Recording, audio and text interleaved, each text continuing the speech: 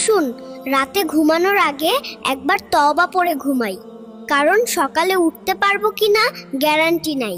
আস্তাগফিরুল্লাহ রাব্বি মিন কুল্লি জামবি ওয়া আতুবু ইলাইহি। দুনিয়ার সব দরজা বন্ধ হয়ে গেলেও মুমিন বান্দার জন্য আল্লাহর রহমতের দরজা সব সময় খোলা থাকে।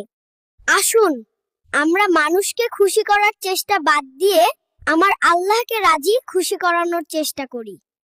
হে আল্লাহ, আমাদের জান্নাতের অধিবাসী করে দিন। আমাদের গুনাহসমূহ ক্ষমা করুন। আমাদের সুন্দর জীবন দান করুন।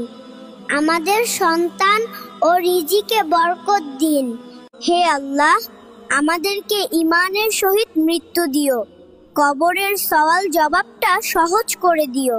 তোমার সুশীতল ছায়ায় আশ্রয় দান করিও। রাতের একটা গুরুত্বপূর্ণ আমল হচ্ছে সূরা আল মুলক, যা রাসূল সাল্লাল্লাহু আলাইহি ওয়াসাল্লাম প্রতি রাতে শোবার আগে পড়তেন। যে ব্যক্তি প্রতি রাতে সূরা আল মুলক পাঠ করবে, আল্লাহ তাআলা তাকে কবরের শাস্তি থেকে রক্ষা করবেন। ধর্ম যার যার, উৎসবও যার যার, আর এই দেশটা আমাদের সবার। আসুন ধর্ম নিয়ে বাড়াবাড়ি না করি, এই দেশটা সবাই মিলেমিশে গড়ি।